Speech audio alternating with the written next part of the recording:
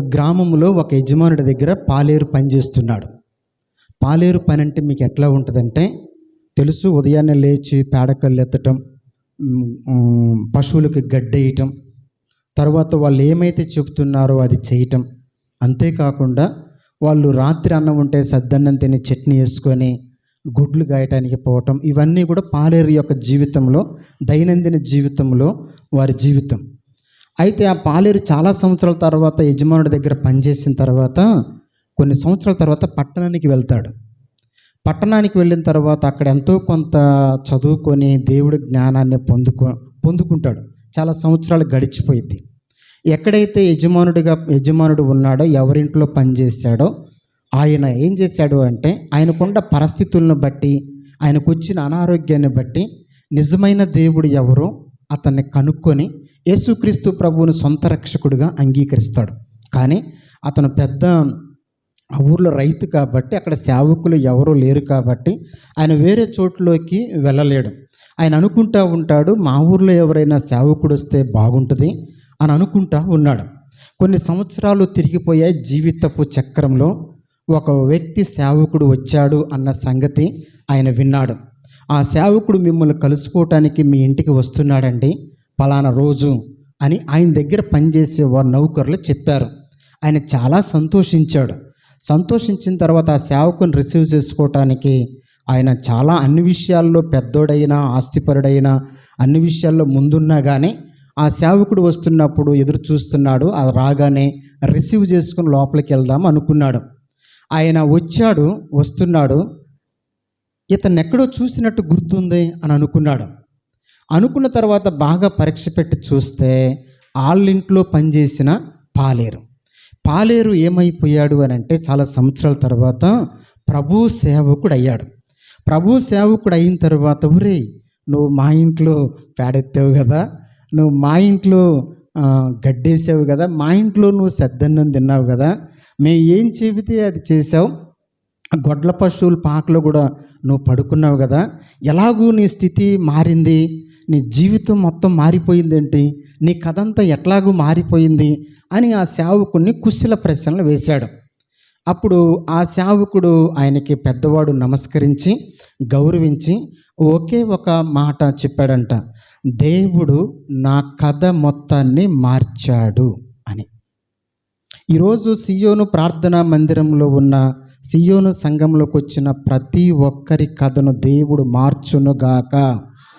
అది మీ హృదయములో మేలు చేత దేవుడు మీ స్థితిని మార్చి, మన గతిని మార్చి, మనలను దేవుని యొక్క సమృద్ధి చేత తిరిగి మనలను పంపునుగాక. దేవుడు మనకి ఈ మధ్యకాలంలో బాగా పాపులర్ అయిన కథ మొత్తం మార్చగలడు. ఆ పాట చాలామంది పాడిన వాళ్ళు ఉన్నారు. దేవుడు జీవితాన్ని మార్చగలడా? దేవుడు కథను మార్చగలడు. ఎలాగూ మనం చెప్పొచ్చు, మారిన జీవితాలు బైబిల్లో ఉన్నాయి, మార్చబడిన జీవితాలు బయట కూడా ఉన్నాయి. బైబిల్లో నుంచి బయట నుంచి ఒక్క విషయాన్ని చెప్పి మనమందరము ప్రార్థనలోకి వెళ్దాం. మనము సాధారణంగా చెప్పొచ్చు, యాకోబుకున్న 12 మంది కొడుకుల్లో ఒకరైన యోసేపు యొక్క జీవితాన్ని మనం చూసినప్పుడు అతను అవమానాల మధ్యలో, అవహేళన మధ్యలో, అసూయ మధ్యలో, అంతేకాకుండా అందరి చేత ద్వేషించబడిన స్థితిలో యోసేపు పెరిగాడు. యోసేపు తన తండ్రి ఇంటి దగ్గరే ఉన్నాడు. అయితే అన్నలకు క్యారేజీలు మోయటం, క్యారేజీలు తీసుకొని వచ్చే స్థితి యోసేపుది. అన్నలు ఎక్కడ అతన్ని బట్టి ఆనందించలేదులే కానీ అవమానించారు, అసూయపడ్డారు, అపహసించారు, అవహేళన చేశారు, నిందలు వేశారు. అటువంటి ఆ స్థితిలో నుంచి దేవుడు తన జీవితాన్ని, తన స్థితిని ఎలాగూ మార్చాడో మనకు తెలుసు. అక్కడ నుంచి వారు అన్నలు పోతీఫరు ఐగుప్తీయులకి అమ్మేయటం, అక్కడ నుంచి పోతీఫర్ ఇంట్లో కొన్ని సంవత్సరాలు పని చేయటం, కొంతకాలం పని చేయటం, అక్కడ నుంచి జైలు జీవితాన్ని అనుభవించటం. ఈ జైలు జీవితం, అతను 12 సంవత్సరాలు జైలు జీవితాన్ని దేవుడు ఒక్క రోజులో అతన్ని మార్చాడు. తన జీవితం అంతా మారిపోయింది. వారికి వచ్చిన ఖైదీలకు వచ్చిన ఒక దర్శనాన్ని, ఒక కల భావాన్ని యోసేపు చెప్పినప్పుడు, యోసేపు జైలులో ఉన్న యోసేపును, ఖైదీ వస్త్రాలతో ఉన్న యోసేపుని మంచి వస్త్రాలు వేయించి రాజు ఎదుటకు, ఐగుప్తు దేశపు రాజు ఎదుటకు రప్పించబడ్డాడు. రప్పించబడిన ఆయన జీవితం ఎలా మారిందంటే, ఆయన చెబుతున్నాడు, ఫరో ఏమని చెబుతున్నాడు, ఐగుప్తు దేశపు రాజు అని అంటే, ఇదిగో యోసేపుకి రాజరికపు వస్త్రాలు తొడగండి, మెడలో చైన్ వేయండి, ఉంగరాలు తొడగండి, ఇదిగో రథాలు ఎక్కించండి, ఆయన బయలుదేరటానికి ముందు అందరూ వందనాలు చెప్పండి అని అన్నాడు. ఫరో ఆ రాజు అంటున్నాడు, నేను ఐగుప్తు దేశానికి ప్రధానినే కానీ నీ ఆజ్ఞ లేకుండా ఏ ఒక్కరు పని చేయటానికి కూడా వీలు లేనంత రైట్స్, అధికారాన్ని అతను ఇచ్చాడు. అంటే ఇంటి దగ్గర ఉన్నప్పుడు లేకపోతే జైల్లో ఉన్నప్పుడు తన జీవితం దేవుడు ఎలాగూ మార్చాడంటే, అతను బయటకు వెళ్ళాలంటే రథాలు ఉన్నాయి, సైన్యం ఉంది, సహస్రాధిపతులు ఉన్నారు, శతాధిపతులు ఉన్నారు, వందనాలు చెప్పే జేజేలు పలికే ప్రజలు ఉన్నారు. ఆయన వేసుకునే వస్త్రాలు, ఆయన ధరించే వస్త్రాలు రాజు వేసుకునే వస్త్రాలు. సోదరి స్నేహితుడా, ఆ యోసేపు యొక్క కథను దేవుడు మార్చాడు. బానిసత్వపులో నుంచి, జైలు జీవితంలో నుంచి దేశానికే ఒక ప్రధానమంత్రి అయ్యే స్థాయిలోకి దేవుడు తీసుకొని వెళ్ళాడు. మొన్నటి వరకు జైలు జీవితంలో, జైలు గదుల్లో ఉన్న యోసేపు ఇప్పుడు రాజుగారి కోటల్లో, రాజుగారి భవనంలో అతను నివసిస్తున్నాడు. దేవుడు నీ జీవితంలో జోక్యం చేసుకొని నీ స్థితిగతులను, మన స్థితిగతులను దేవుడు మార్చునుగాక. యోసేపును కథ మార్చినట్లుగా, యోసేపు యొక్క జీవితాన్ని మార్చినట్లుగా దేవుడు మన ఆధ్యాత్మికమైన జీవితంలోనైతేనేమి, మన కుటుంబపు నేపథ్య జీవితంలోనైతేనేమి, మనకుండా ఆర్థిక సంబంధమైన లావాదేవీల విషయంలోనైతేనేమి, అన్ని విషయాల్లో దేవుడు జోక్యం చేసుకొని మన కథను దేవుడు మార్చునుగాక. రెండో వ్యక్తిని మనం కొంచెం ముందుకు వెళ్ళి చూస్తే, ఇదిగో గొర్రెలు కాసుకుంటున్న ఒక కాపరి ఉన్నాడు. ఆయన దేవుణ్ణి స్తుతించి ఆరాధిస్తూ అరణ్యంలోనే ఆయన జీవితం అంతా ఎక్కువగా గడిపేవాడు. ఇంటిలో కంటే కూడా అరణ్యంలోనే పడుకునేవాడు, అరణ్యంలోనే తినేవాడు, అరణ్యంలోనే త్రాగేవాడు, రాత్రి మాత్రమే ఇంటికి వచ్చేవాడు, అంతే. అటువంటి అతన్ని దావీదును చూసి, దావీదుకి దేవుడు విజయాన్ని ఇచ్చి అక్కడ నుంచి రాజుగారి కోటలోకి ఆయన రప్పించి మంచి ఉద్యోగాన్ని ఇచ్చి తన జీవితాన్ని ఇంకా మార్చడానికి దేవుడు చేసిన ఆ కార్యం ఏంటంటే, ఆ దేశానికే రాజుగా ఆయన చేశాడు. మరి అన్నలు అపహసించారు, వీడు గొర్రెలు కాసుకునేవాడు, నువ్వు మందని ఎక్కడ పెట్టి వచ్చావురా అని అన్నల్లో అవమానించారు. అంతేకాకుండా అన్నలకు వాళ్ళ క్యారేజీ తీసుకొని చాలా సందర్భాల్లో వచ్చాడు. గొర్రెలతో సహవాసం, దేవునితో, ఘనమైన దేవునితో సహవాస సంబంధాలు తప్ప ఇంకా ఎవరితో కూడా ఆయనకి సంబంధ బాంధవ్యాలు సరిగ్గా ఎక్కువగా ఉన్నట్టుగా లేదు. అటువంటి దావీదు యొక్క కథను దేవుడు కొన్ని సంవత్సరాలకు మార్చాడు. ఎలాగూ మార్చాడు?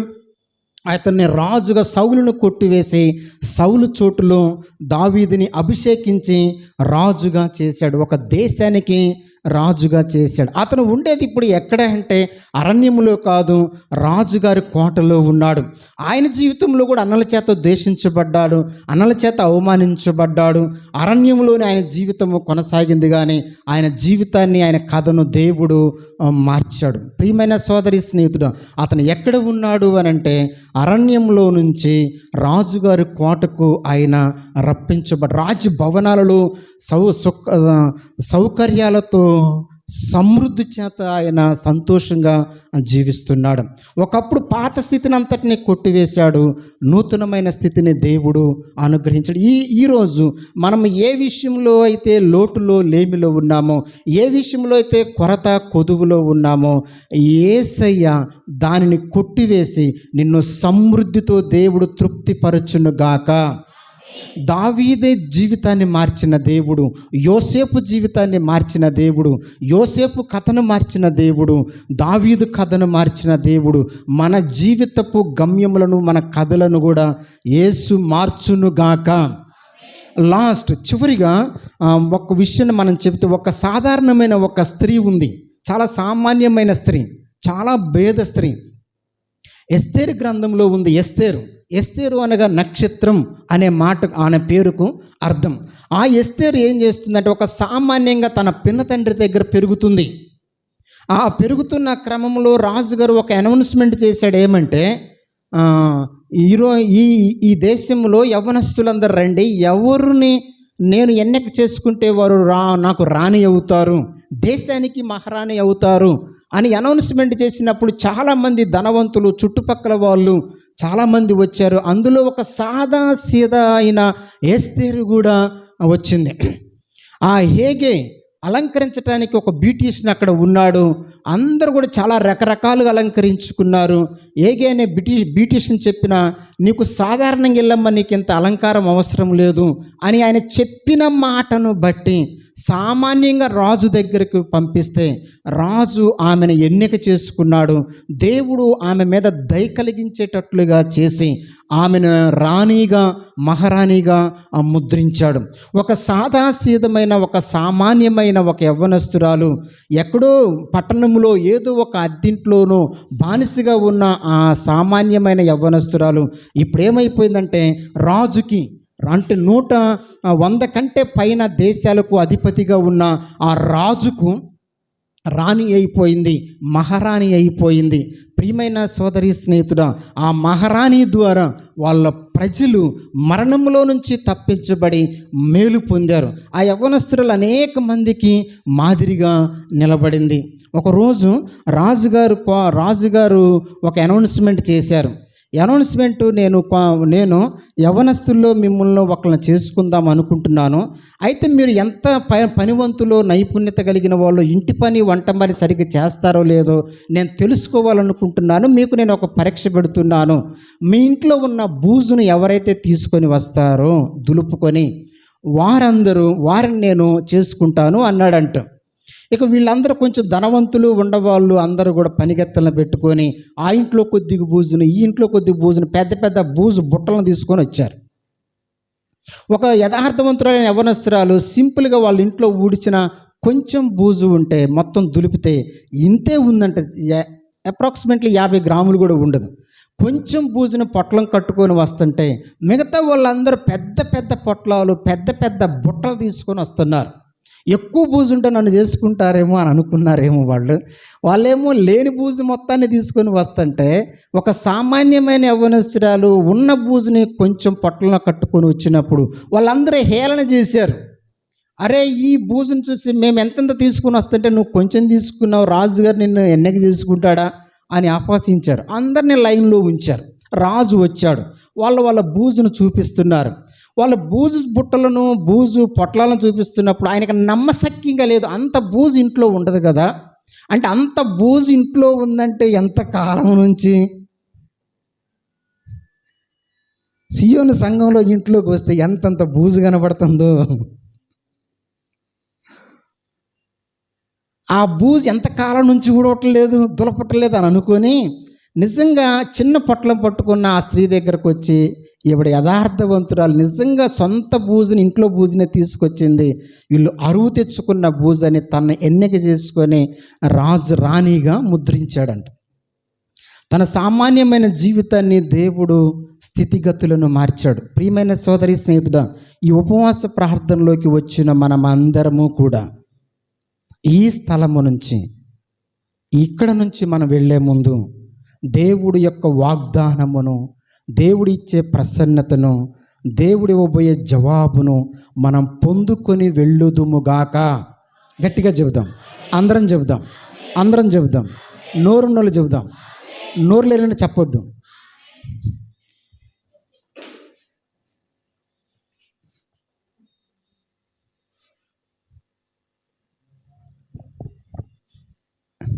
రైట్, ముగిద్దాం. మనం ప్రార్థనలోకి వెళ్తున్నాం. మొత్తం మీద నేను చెప్పాలనుకున్నది ఏంటంటే, దేవుడు మన జీవితాన్ని మార్చబోతున్నాడు. ఒక యోసేపు జీవితాన్ని మార్చిన దేవుడు, ఒక దావీదు జీవితాన్ని మార్చిన దేవుడు, ఒక ఎస్తేరు జీవితాన్ని, వారి కథను మార్చిన దేవుడు మన జీవితాన్ని కూడా, మన కథలను కూడా దేవుడు మార్చబోతున్నాడు. నమ్మిన వారు ఆమెను చెప్దాం. చివరికి ఒక ధనవంతురాలు ఉంది.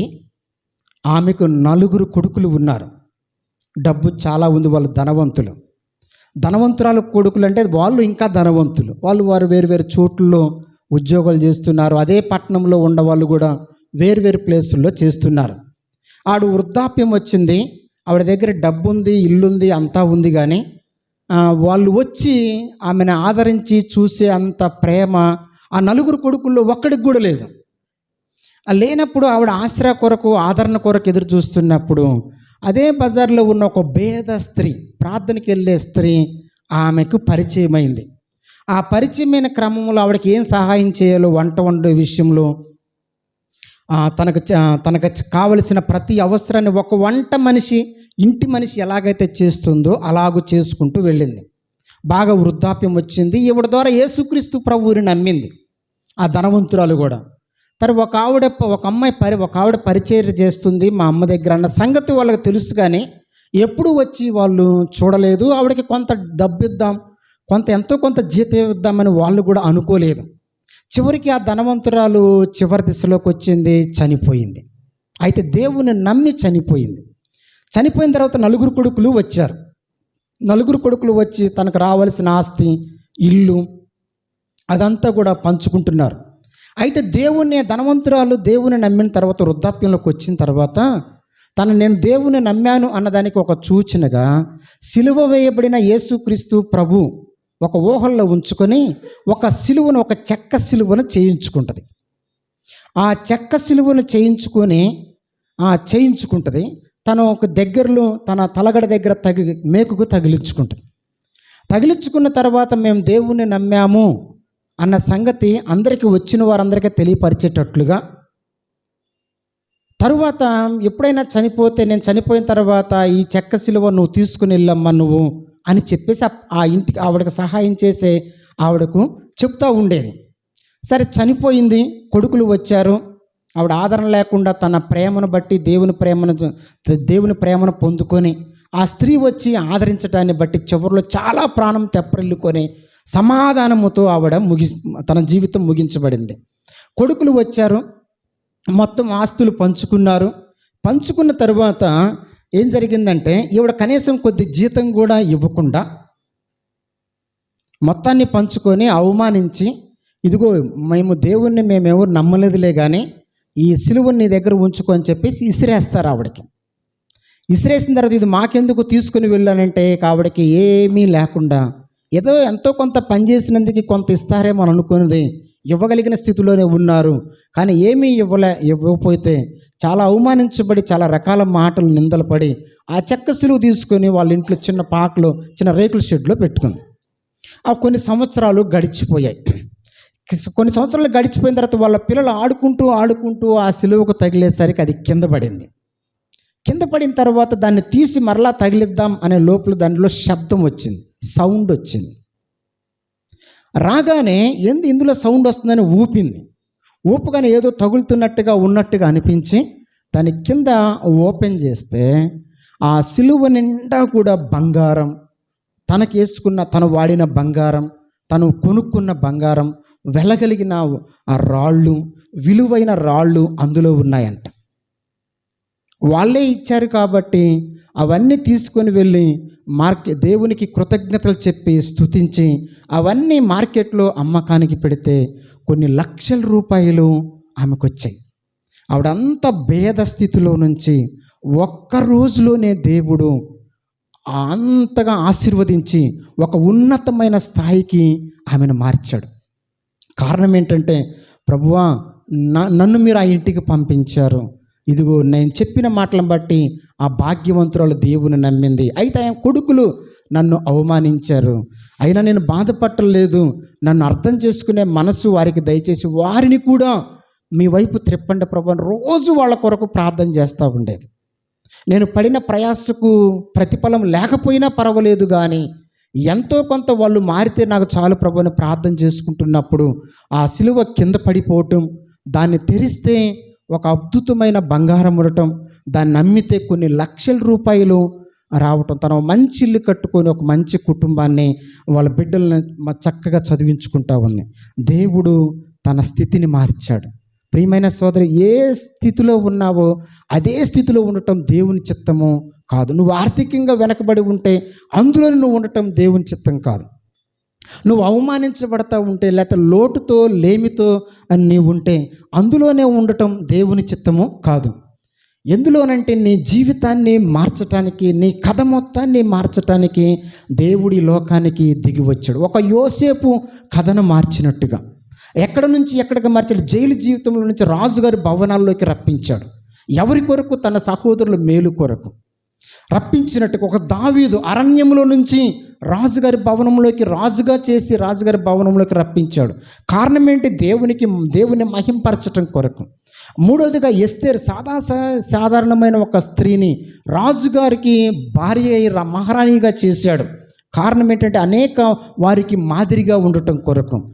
ఒకరికేమో మేలు కొరకు రప్పిస్తే, మరొకరినేమో మహిమ కొరకు ఎన్నుకుంటే, మరొకరినేమో మాదిరి కొరకు ఎన్నుకుంటే, ఈరోజు నీవు నీ ఇంటి వారు దేవుని మహిమ కొరకు, మాదిరి కొరకు, మేలు కొరకు మన కుటుంబాన్ని, మన జీవితాన్ని దేవుడు మార్చునుగాక.